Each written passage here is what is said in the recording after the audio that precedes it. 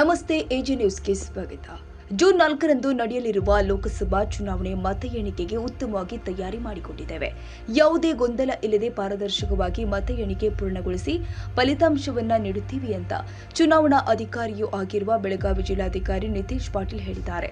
ಮತ ಎಣಿಕೆ ನಡೆಯಲಿರುವ ಬೆಳಗಾವಿ ನಗರದ ರಾಣಿ ಪಾರ್ವತಿ ದೇವಿ ಕಾಲೇಜಿನಲ್ಲಿ ಭಾನುವಾರ ಸುದ್ದಿಗೋಷ್ಠಿ ನಡೆಸಿ ಅವರು ಮಾತನಾಡಿದರು. 8 ವಿಧಾನಸಭಾ ಕ್ಷೇತ್ರದನ್ನ ಒಳಗೊಂಡಿರುವ ಬೆಳಗಾವಿ ಲೋಕಸಭಾ ಕ್ಷೇತ್ರಕ್ಕೆ ಮೇ 7ರಂದು ನಡೆದ ಚುನಾವಣೆಯಲ್ಲಿ 13,75,283 ಮತದಾರರು ಮತ ಚಲಾಯಿಸಿದ್ದು ಶೇಕಡ 71.49 ಮತದಾನ ದಾಖಲಾಗಿತ್ತು. ಒಟ್ಟು 19,23,788 ಮತಗಳು. ಇದುವರೆಗೆ 11,148 ಪೋಸ್ಟಲ್ ಬ್ಯಾಲೆಟ್ ಮತಗಳು ಬಂದಿದ್ದು ಬೆಳಗ್ಗೆ 8 ಗಂಟೆ ತನಕ ಬಂದ ಪೋಸ್ಟಲ್ ಬ್ಯಾಲೆಟ್ ಮತವನ್ನ ಪರಿಗಣಿಸಲಾಗಿದೆ. ಇನ್ನು 300 ಮತಗಳು ಹೆಚ್ಚಿಗೆ ಬರಬಹುದು. ಮತ ಎಣಿಕೆ ನಡೆಯಲಿರುವ ಜೂನ್ 4ರಂದು ಬೆಳಗ್ಗೆ 6 ಗಂಟೆಗೆ ಮತಪೆಟ್ಟಿಗೆ ಇರುವ ಭದ್ರತಾ ಸ್ಟ್ರಾಂಗ್ ರೂಮ್ಗಳನ್ನು ಅಭ್ಯರ್ಥಿಗಳು, ಕೌಂಟಿಂಗ್ ಏಜೆಂಟ್ಗಳು, ಚುನಾವಣಾ ಆಯೋಗದ ಸಾಮಾನ್ಯ ವೀಕ್ಷಕರ ಸಮ್ಮುಖದಲ್ಲಿ ತೆರೆಯಲಾಗಿದೆ. ಒಟ್ಟು 17 ಕೊಠಡಿಗಳು ಇದ್ದು 1 ಕೊಠಡಿ ಪೋಸ್ಟಲ್ ಬ್ಯಾಲೆಟ್ ಮತಗಳಿಗೆ ಮೀಸಲಿಡಲಾಗಿದೆ. 8 ಗಂಟೆಯಿಂದ ಮತ ಎಣಿಕೆ ಆರಂಭವಾಗುತ್ತೆ. ಅಂದು ಜಿಲ್ಲಾದ್ಯಂತ ಮದ್ಯಪಾನ ಮಾರಾಟ ನಿಷೇಧ ಮಾಡಲಾಗಿದೆ. 200 ಮೀಟರ್ ಸುತ್ತಲೂ ನಿಷೇಧಾಜ್ಞೆ ಇರಲಿದ್ದು ಕೇಂದ್ರದಲ್ಲಿ ಮೊಬೈಲ್, ತಂಬಾಕು, ಬೀಡಿ ಕೂಡ ನಿಷೇಧಿಸಲಾಗಿದೆ. ಇವಿಎಂ ಮತಗಳ ಎಣಿಕೆ 8 ಕೊಠಡಿ ಸಿದ್ಧಪಡಿಸಿಕೊಂಡಿದ್ದೇವೆ. ಪೋಸ್ಟಲ್ ಬ್ಯಾಲೆಟ್ ಮತಗಳ ಎಣಿಕೆಗೆ 2 ಹೆಚ್ಚುವರಿ ರೂಮ್ ಮಾಡಿಕೊಂಡಿದ್ದೇವೆ. ಚುನಾವಣಾ ಆಯೋಗದಿಂದ 18 ಟೇಬಲ್ ಹಾಕಲು ಅನುಮತಿ ಪಡೆದಿದ್ದೇವೆ. 14 ಟೇಬಲ್ನಲ್ಲಿ ಮತ ಎಣಿಕೆಗೆ ಅವಕಾಶವಿದೆ. 14+1 ಏಜೆಂಟ್ಗಳಿಗೆ ಅವಕಾಶ ನೀಡಲಾಗಿದೆ. ಪೋಸ್ಟಲ್ ಬ್ಯಾಲೆಟ್ 18 ಟೇಬಲ್ಗಳಿಗೆ 18 ಕೌಂಟಿಂಗ್ ಏಜೆಂಟ್ಗಳಿಗೆ ಅವಕಾಶ ನೀಡಲಾಗಿದೆ. ಒಟ್ಟು 552 ಸಿಬ್ಬಂದಿಗಳನ್ನ ಮತ ಎಣಿಕೆಗೆ ನಿಯೋಜನೆ ಮಾಡಲಾಗಿದ್ದು 30 ಏರ್ಒಗಳು ಇರ್ತಾರೆ. ತಾಂತ್ರಿಕ ದೋಷವನ್ನ ನಿವಾರಿಸುವ ನಿಟ್ಟಿನಲ್ಲಿ ಚುನಾವಣಾ ಆಯೋಗದಿಂದ 8 ಜನ ಇಂಜಿನಿಯರ್ಗಳು ಆಗಮಿಸಿದ್ದಾರೆ. ಚುನಾವಣಾ ಆಯೋಗದ ವೆಬ್ಸೈಟ್ನಲ್ಲಿ ಪ್ರತಿ ಕ್ಷಣದ ಮತ ಎಣಿಕೆ ಪ್ರಕಟಿಸಲಾಗಿದೆ. ಅಲ್ಲದೆ ನಗರದ ಆರ್ಪಿಡಿ ಸರ್ಕಲ್ನಲ್ಲಿ ಸಾರ್ವಜನಿಕರು ಫಲಿತಾಂಶ ವೀಕ್ಷಿಸಲು ಎಲ್ಇಡಿ ಅಳವಡಿಸಲಾಗಿದೆ. ಪಟಾಕಿ, ಗುಲಾಲು ತರದಂತೆ ಸೂಚನೆ ಕೊಟ್ಟಿದ್ದೇವೆ. 200 ಮೀಟರ್ ಅಂತರದಲ್ಲಿ ಯಾವುದೇ ರೀತಿಯ ವಿಜಯೋತ್ಸವ ಮಾಡುವಂತಿಲ್ಲ. ಇದು ಹೊರತುಪಡಿಸಿ ಬೇರೆ ಸ್ಥಳದಲ್ಲಿ ಸಾರ್ವಜನಿಕರಿಗೆ ಅನಾನುಕೂಲ ಆಗದಂತೆ ವಿಜಯೋತ್ಸವ ಆಚರಿಸಬೇಕು ಅಂತ ಜಿಲ್ಲಾಧಿಕಾರಿ ನಿತೇಶ್ ಪಾಟೀಲ್ ಹೇಳಿದ್ದಾರೆ.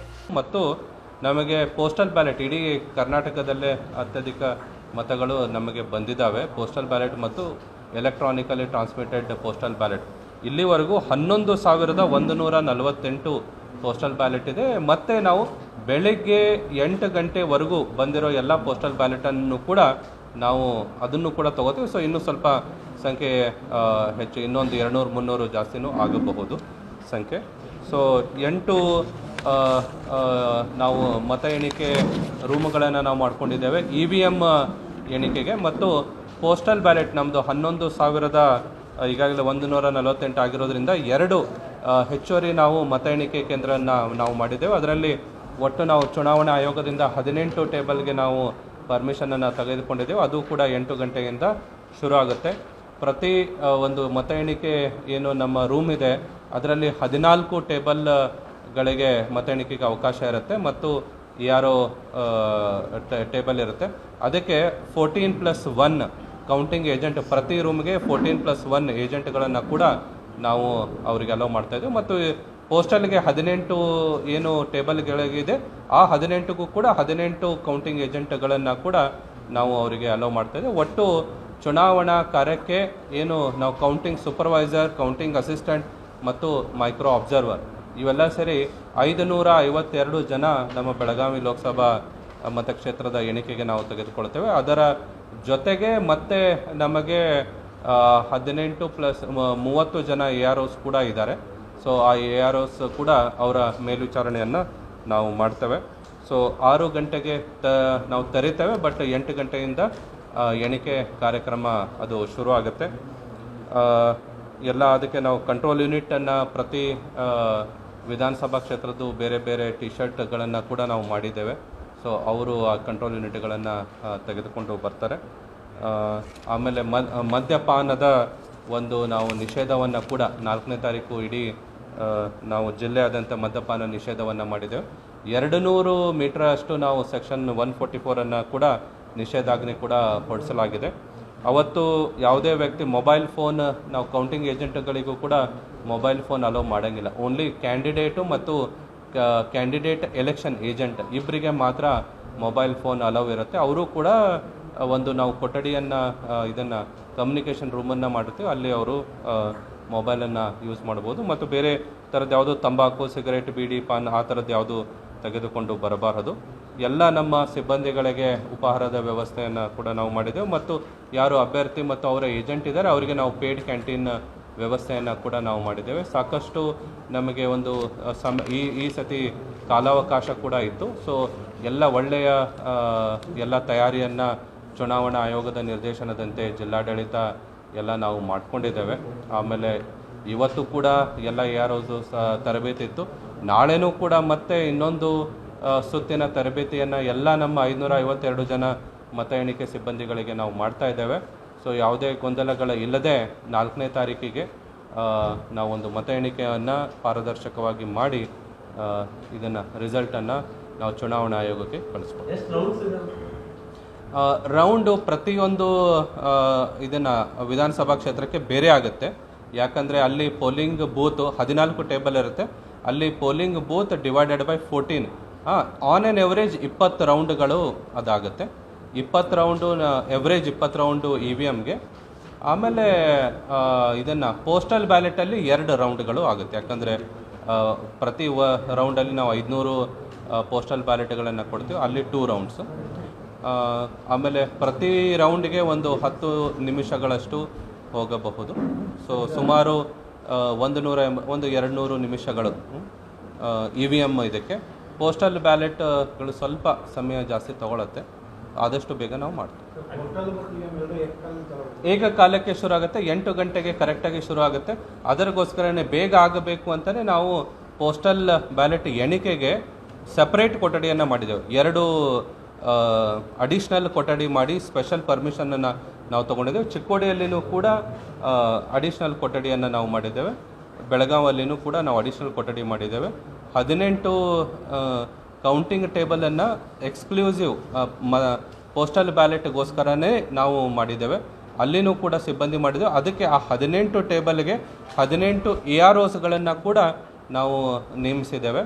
ಮತ್ತು ಆ 18 ಟೇಬಲ್ಗಳಿಗೆ 18 ನಮ್ಮ ಅಭ್ಯರ್ಥಿಗಳ ಪರವಾಗಿ, ಪಕ್ಷದ ಪರವಾಗಿಯೂ ಕೂಡ ಅವರ ಏಜೆಂಟ್ಗಳು ಕೂಡ ಅದಕ್ಕೆ ಎಕ್ಸ್ಕ್ಲೂಸಿವ್ ಆಗಿ ಅವರಿಗೂ ಕೂಡ ಅಲೋ ಮಾಡ್ತಾರೆ. ಅಂತಿಮ ಫಲಿತಾಂಶ ಅದೇ ಹೇಳಿದೆ, EVM ಫಲಿತಾಂಶ ನಾವು 200 ನಿಮಿಷದಲ್ಲಿ ಮುಗಿಸ್ ಅಂದರೆ 3.5 ಅವರ್ಸಲ್ಲಿ ಆಲ್ಮೋಸ್ಟ್ ಅದು ಮುಗಿಯುತ್ತೆ. ಬಟ್ ಪೋಸ್ಟಲ್ ಬ್ಯಾಲೆಟ್ಗಳು ಯಾಕಂದರೆ ನಮ್ಮಲ್ಲಿ ಸರ್ವಿಸ್ ವೋಟರ್ಸ್ ತುಂಬ ಜಾಸ್ತಿ ಇದ್ದಾರೆ ಡಿಫೆನ್ಸಲ್ಲಿ. ಅವ್ರದ್ದೇ ನಮಗೆ 4,124 ಈಗಾಗಲೇ ಬಂದಿದೆ ಮತ್ತು ಇನ್ನೂ ಬರ್ತಾ ಇದೆ. ಸೊ ಅದು ಫಸ್ಟ್ ಎಲ್ಲ ಸ್ಕ್ಯಾನ್ ಆಗಬೇಕು. 14C, 14A, 14B ಫಸ್ಟ್ ಎಲ್ಲ ಸ್ಕ್ಯಾನ್ ಆಗಬೇಕು. ಅದಾದಮೇಲೆ ಕೌಂಟ್ ಆಗಬೇಕು. ಅದು ಸ್ವಲ್ಪ ಪೋಸ್ಟಲ್ ಬ್ಯಾಲೆಟ್ಗಳು ಸ್ವಲ್ಪ ಮಧ್ಯಾಹ್ನದವರೆಗೂ ಆಗುತ್ತೆ. ಬಟ್ ಎಲ್ಲ ಆದಷ್ಟು ಬೇಗ ಮಾಡಿ ತಮಗೂ ಕೂಡ ಮಾಧ್ಯಮದ ಕೊಠಡಿಗೂ ಕೂಡ ಅದನ್ನು ಕಳಿಸ್ಕೊಡ್ತೇವೆ. ಟೆಕ್ನಿಕಲ್ ಪ್ರಾಬ್ಲಮ್ ಆಗಿತ್ತು ಲಾಸ್ಟ್ ಟೈಮು ಆಗಿತ್ತು. ಆ ಟೆಕ್ನಿಕಲ್ ಪ್ರಾಬ್ಲಮನ್ನು ನೋಡ್ಕೊಳ್ಳೋದಕ್ಕೆ ಭಾರತ ಚುನಾವಣಾ ಆಯೋಗದಿಂದ ನಮಗೆ 8 ಜನ ಇಂಜಿನಿಯರ್ಸ್ಗಳನ್ನು ಚುನಾವಣಾ ಆಯೋಗದವರೇ ಡೆಪ್ಯೂಟ್ ಮಾಡಿದ್ದಾರೆ. ಅವರು ಕೂಡ ಅದನ್ನು ಇರ್ತಾರೆ. ಸೊ ಆ ತರಹದ್ದು ಎಲ್ಲ ಅದಕ್ಕೆ ಸೆಟ್ ಪ್ರೋಟೋಕಾಲ್ಸ್ ಇದೆ ಚುನಾವಣಾ ಆಯೋಗದ್ದು. ಆ ರೀತಿಯಿಂದ ಇಂಜಿನಿಯರ್ಸ್ಗಳು ಮತ್ತು ರಿಟರ್ನಿಂಗ್ ಆಫೀಸರ್ಸ್ ನಾವು ಡಿಸೈಡ್ ಮಾಡಿ ಅದನ್ನು ಮಾಡ್ತೇವೆ. ಮತ್ತು ಸಕಲ ಪೊಲೀಸ್ ಬಂದೋಬಸ್ತ್ ಕೂಡ ತುಂಬ ಚೆನ್ನಾಗಿ ಆಗಿದೆ. ನಮ್ಮ ಮಾನ್ಯ ಪೊಲೀಸ್ ಆಯುಕ್ತರು ಅದರ ಜವಾಬ್ದಾರಿಯನ್ನು ತುಂಬ ನಿಭಾಯಿಸಿದ್ದಾರೆ. ಮಾನ್ಯ ಪೊಲೀಸ್ ಆಯುಕ್ತರು ಕೂಡ ಹೇಳ್ತಾರೆ. ಚಿಕ್ಕೋಡಿ ಲೋಕಸಭಾ ಕ್ಷೇತ್ರದ್ದು ಚಿಕ್ಕೋಡಿಯಲ್ಲಿ ನಾವು ಮತ ಎಣಿಕೆಯನ್ನು ಮಾಡ್ತಾ ಇದ್ದೇವೆ. ಅದರದ್ದು ಜವಾಬ್ದಾರಿ ನಮ್ಮ ಶ್ರೀ ರಾಹುಲ್ ಶಿಂದೆ CO ಜಿಲ್ಲಾ ಪಂಚಾಯತ್ ಅವರು ರಿಟರ್ನಿಂಗ್ ಅಧಿಕಾರಿ ಇದ್ದಾರೆ. ಅವರು ಅದನ್ನು ನಿಭಾಯಿಸ್ತಾ ಇದ್ದಾರೆ. ಮತ್ತು ಅಲ್ಲಿ ನಮ್ಮ ಮಾನ್ಯ ಪೊಲೀಸ್ ವರಿಷ್ಠಾಧಿಕಾರಿಗಳು ಭೀಮಾಶಂಕರ್ ಅವರು ಕೂಡ ಅವತ್ತಿನ ದಿನ ಅಲ್ಲೇ ಇದ್ದು ಮತ ಎಣಿಕೆಯನ್ನು ಮಾಡ್ತಾರೆ. ಅಲ್ಲಿ ಕೂಡ 8 ವಿಧಾನಸಭಾ ಕ್ಷೇತ್ರಕ್ಕೆ 8 ಮತ ಎಣಿಕೆಗೆ ನಾವು ಕೊಠಡಿಯನ್ನು ಮಾಡಿದ್ದೇವೆ. ಅಲ್ಲಿ ನಾವು 12 ಟೇಬಲ್ಗಳನ್ನು ನಾವು ಮಾಡಿದ್ದೇವೆ. ಪ್ರತಿ ಕೊಠಡಿಯಲ್ಲಿ 12. ಬೆಳಗಾವಿಯಲ್ಲಿ 14 ಇದೆ, ಬಟ್ ಅಲ್ಲಿ 12 ಇದೆ.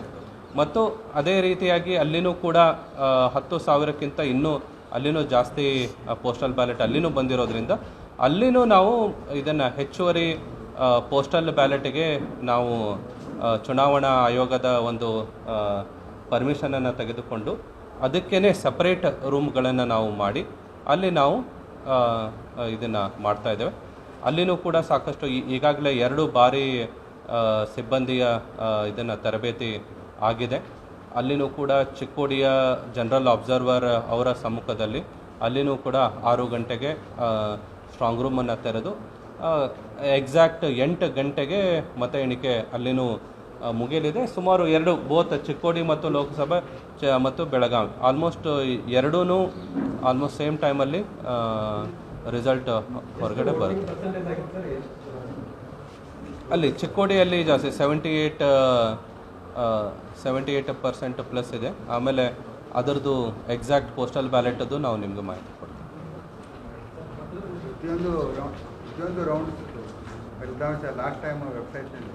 ಹೌದು, ಈ ಸತಿನೂ ಕೂಡ ಭಾರತ ಚುನಾವಣಾ ಆಯೋಗ ಎನ್ಕೋರ್ ಇದನ್ನು ಮಾಡಿದೆ. ಸೊ ಅದರ ಮೂಲಕವೇ ಎಲ್ಲರಿಗೂ ಕೂಡ ಇದು ಆಗುತ್ತೆ. ಅದನ್ನು ಡಿಸ್ಪ್ಲೇ ಮಾಡ್ತೇವೆ ಮತ್ತು ಎಲ್ಲ ಸಾರ್ವಜನಿಕರ ಒಂದು ಅನುಕೂಲಕ್ಕಾಗಿ RPD ಸರ್ಕಲಲ್ಲಿನೂ ಕೂಡ ನಾವು ಈ ಸತಿ ಡಿಸ್ಪ್ಲೇಯನ್ನು ಕೊಡ್ತಾ ಇದ್ದೇವೆ ಮತ್ತು ಪಬ್ಲಿಕ್ ಅಡ್ರೆಸ್ ಸಿಸ್ಟಮಿಂದನೂ ಕೂಡ ನಾವು ಮತದಾನದ ರಿಸಲ್ಟನ್ನು ಕೂಡ ನಾವು ಇವನ್ ಸಾರ್ವಜನಿಕರಿಗೆ ಗೊತ್ತಾಗೋ ರೀತಿಯಲ್ಲಿ ಪಬ್ಲಿಕ್ ಅಡ್ರೆಸ್ ಸಿಸ್ಟಮ್ ಕೂಡ ಇರುತ್ತೆ. ಯಾವುದೋ 200 ನಾವು ಈಗಾಗಲೇ ಅಭ್ಯರ್ಥಿ ಮತ್ತು ಪಕ್ಷದ ಒಂದು ಮೀಟಿಂಗನ್ನು ಮಾಡಿದ್ದೇವೆ. 200 ಮೀಟರ್ ಒಳಗಡೆಗೆ ಯಾವುದೂ ಅವಕಾಶ ಕೊಡಲ್ಲ ಅಂತ ಈಗಾಗಲೇ ಅವರಿಗೆ ನಾವು ಮನವರಿಕೆಯನ್ನು ಮಾಡಿಕೊಟ್ಟಿದ್ದೇವೆ. ಯಾವುದೇ ತರಹದ ಪಟಾಕಿಗಳು ಅಥವಾ ಗುಲಾಲ್ ಅದನ್ನು ಕೂಡ ತರಬಾರ್ದು ಅಂತ ಹೇಳಿದ್ದೇವೆ. ಮೊಬೈಲ್ಗೂ ಕೂಡ ಯಾವುದಕ್ಕೂ ಅವಕಾಶ ಇರಲ್ಲ. ಸೊ ಏನೇ ಇದ್ದರೂ 200 ಮೀಟರ್ಗಿಂತ ಹೊರಗಡೆನೆ ಮಾತ್ರ. ಮತ್ತು CCTVಗಳು ಸಾಕಷ್ಟು CCTVಗಳನ್ನು ಹಾಕಿದ್ದೇವೆ ಮತ್ತು ಮತ ಎಣಿಕೆ ಕೂಡ ನಾವು CCTVಗಳನ್ನು ಹಾಕಿದ್ದೇವೆ. ಅದರದನ್ನು ಕೂಡ ನಾವು ಅಭ್ಯರ್ಥಿಗಳಿಗೆ ನಾವು ಕಂಟಿನ್ಯೂಸ್ ಆಗಿ ಆ ಫೀಡನ್ನು, ಯಾಕಂದರೆ ಅಭ್ಯರ್ಥಿಗಳು ಅವರ ರೂಮಲ್ಲಿನೇ ನಾವು ಎಲ್ಲ ಮತ ಎಣಿಕೆದು ಕೂಡ CCTVಯನ್ನು ಅವ್ರಿಗೂ ತೋರಿಸ್ತಾ ಇದ್ದೇವೆ ಮತ್ತು ವೆಬ್ಕಾಸ್ಟಿಂಗನ್ನು ಕೂಡ ನಾವು ಮಾಡ್ತಾ ಇರೋದ್ರಿಂದ ಈ ಸತಿಗೆ ಆ ಥರದ್ದು ಯಾವುದು ಇದನ್ನು ತುಂಬ ಸಿಸ್ಟಮೆಟಿಕ್ ಆಗಿ ಆಗುತ್ತೆ, ಯಾರಿಗೂ ಏನೂ ಸಮಸ್ಯೆ ಆಗಲ್ಲ ಅಂತ.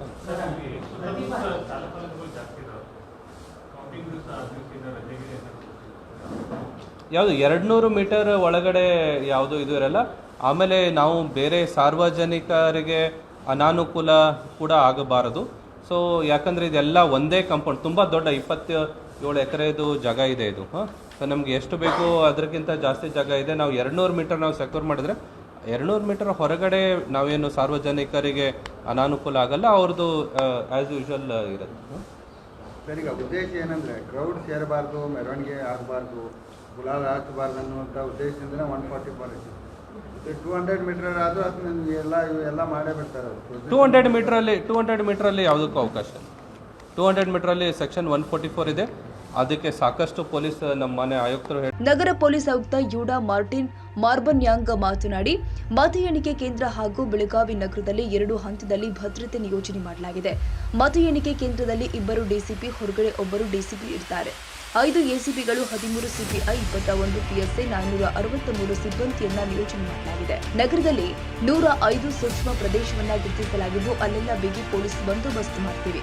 5 KSRP ತುಕಡಿಗಳು, 300 ಹೋಮ್ ಗಾರ್ಡ್ಗಳ ಬಳಕೆಗೆ ಅವಕಾಶ ಸಿಕ್ಕಿದೆ. 4 ಡ್ರೋನ್ ಕ್ಯಾಮೆರಾವನ್ನು ಕೂಡ ಬಳಸ್ತೀವಿ. ನಗರದಲ್ಲಿ 300 CCTVಯನ್ನು ಅಳವಡಿಸ್ತಾ ಇದ್ದೇವೆ. ಈ ಬಾರಿ ಯಾವುದೇ ರೀತಿಯ ಅಹಿತಕರ ಘಟನೆಗಳು ಸಂಭವಿಸದಂತೆ ತೀವ್ರ ನಿಗಾ ವಹಿಸ್ತೀವಿ ಅಂತ ಮಾಹಿತಿ ಕೊಟ್ಟಿದ್ದಾರೆ. ಎಲ್ಲರಿಗೆ ನಮಸ್ಕಾರ. ಈಗ ವೋಟಿಂಗ್ ದಿವಸ ಬಂದೋಬಸ್ತ್ ಸಂಬಂಧಪಟ್ಟ ನಾವು ಏನು ಭಾಗದಲ್ಲಿ ನಾವು ಮಾಡಿದ್ವಿ. ಒಂದು ಇಲ್ಲಿ ಕೌಂಟಿಂಗ್ ಸೆಂಟರ್ದಲ್ಲಿ ಒಂದು ಬಂದೋಬಸ್ತ್ ರೆಡಿ ಮಾಡಿದ್ವಿ ಮತ್ತು ಇನ್ನೊಂದು ಸಿಟಿನಲ್ಲಿ ಒಂದು ಬಂದೋಬಸ್ತ್ ರೆಡಿ ಮಾಡಿದ್ವಿ. ಇಲ್ಲಿ ಕೌಂಟಿಂಗ್ ಸೆಂಟರ್ದಲ್ಲಿ ಇಲ್ಲಿ 2 DCP ಇರ್ತಾರೆ, ಒಬ್ಬರು ಒಳಗಡೆ ಇನ್ಚಾರ್ಜ್ ಇರ್ತಾರೆ ಮತ್ತು ಇನ್ನೊಬ್ಬರು DCP ಹೊರಗಡೆ ಇನ್ಚಾರ್ಜ್ ಇರ್ತಾರೆ.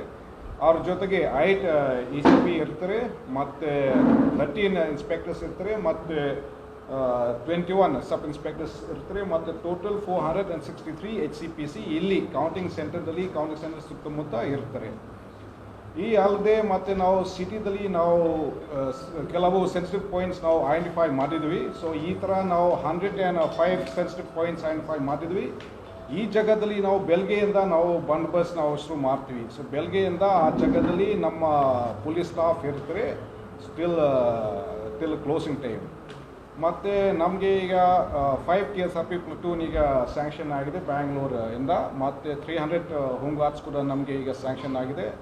ಮತ್ತು ಕಲಬುರಗಿ ಡಿಸ್ಟ್ರಿಕ್ಕಿಂದ ಕೂಡ ನಮಗೆ 100 HCPC, 2 ಇನ್ಸ್ಪೆಕ್ಟರ್, 4 ಸಬ್ ಇನ್ಸ್ಪೆಕ್ಟರ್ ಮತ್ತು 10 ESI ಅವರು ನಮಗೆ ಕೊಟ್ಟಿದ್ದಾರೆ.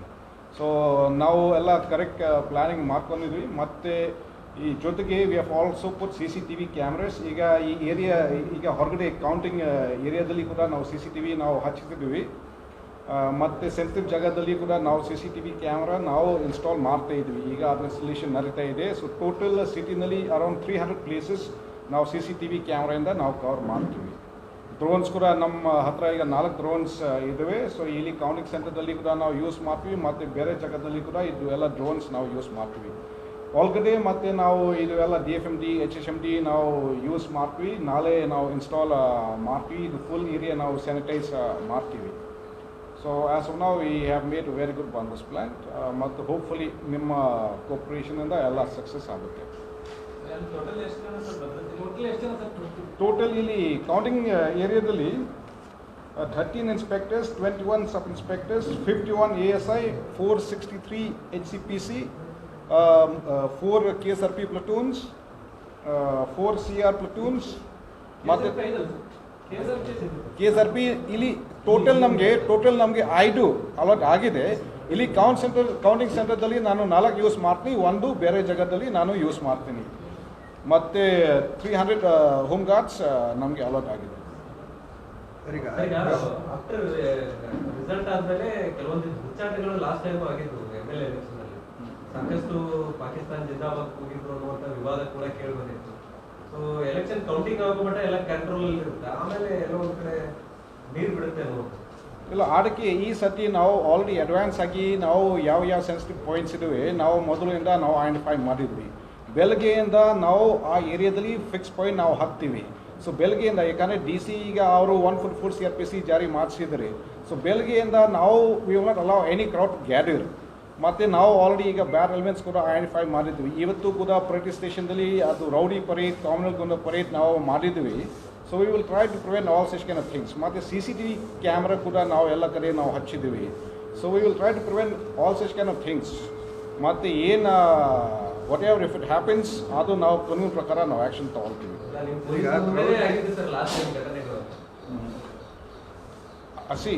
ಬಹುಶಃ ಪೊಲೀಸ್ ಮುಂದೆ ಈ ಥರ ಆದರೆ ಅದು ಭಾಳ ತಪ್ಪಿದೆ. ಯಾಕಂದರೆ ಪೊಲೀಸ್ ಇದ್ರೆ the should be scare of the police. So ಬಹುಶಃ ಯಾವುದು ಪ್ರಾಬ್ಲಮ್ ಆಗಿರ್ಬೋದು, ಈ ಸತಿ ಆ ಥರ ಪ್ರಾಬ್ಲಮ್ ಬರಲ್ಲ. ಅದು ಆಲ್ರೆಡಿ 144 CRPC ಪಾಸ್ ಆಗಿದೆ. ಸೊ ಆರು ಪಾಸ್ ಆದ ನಂತರ ಯಾವುದು ಪ್ರೊಸೆಷನ್ ನಾವು ಅಲೌ ಮಾಡಲ್ಲ. ಸುದ್ದಿಗೋಷ್ಠಿಯಲ್ಲಿ ಪ್ರೊಬೆಷನರಿ IAS ಅಧಿಕಾರಿ ದಿನೇಶ್ ಭಾಗಿಯಾಗಿದ್ದು, ಬಳಿಕ ಮತ ಎಣಿಕೆ ಕೊಠಡಿ, ಪಾರ್ಕಿಂಗ್, ಭದ್ರತಾ ಸಿಬ್ಬಂದಿ ನಿಯೋಜನೆ, ಊಟೋಪಹಾರ ವ್ಯವಸ್ಥೆ, ಮಾಧ್ಯಮ ಕೇಂದ್ರ ಮತ್ತಿತರ ಸೌಕರ್ಯವನ್ನ ಜಿಲ್ಲಾಧಿಕಾರಿ ನಿತೇಶ್ ಪಾಟೀಲ್ ಮತ್ತು ಪೊಲೀಸ್ ಆಯುಕ್ತ ಎಡಾ ಮಾರ್ಬನ್ಯಾಂಗ್ ಮತ್ತಿತರ ಅಧಿಕಾರಿಗಳು ಪರಿಶೀಲಿಸಿದರು. ತಾಜಾ ಸುದ್ದಿಗಾಗಿ AJ ನ್ಯೂಸ್ 24/7ಗೆ ಸಬ್ಸ್ಕ್ರೈಬ್ ಮಾಡಿ ಮತ್ತು ಬೆಲ್ ಐಕಾನ್ ಒತ್ತಿ ತಪ್ಪದೇ ಲಿಂಕ್ ಶೇರ್ ಮಾಡಿ.